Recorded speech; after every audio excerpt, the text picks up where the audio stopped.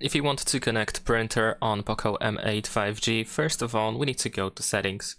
Over here in settings, we can scroll down a little bit in order to go to more connectivity options. And then in here, we have the printing option. Now, if you have a Xiaomi printer, then most likely you can go to Mi Home over here, and then you can just scan for your Xiaomi printer once it is enabled. And besides that, we can also use the system printing service in order to try to find any other printer in here. And in some cases, you also need to download like an additional plugin or service. So if you press Add Service over here, you will open the Play Store with all these different plugins. Of course, you want to get the one that is made for the manufacturer of the printer.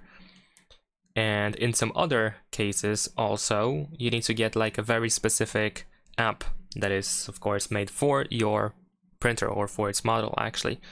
So if none of this works, if none of these three options actually work, then you might need to check the manual in order to find out if you need to get like a very specific app for your printer.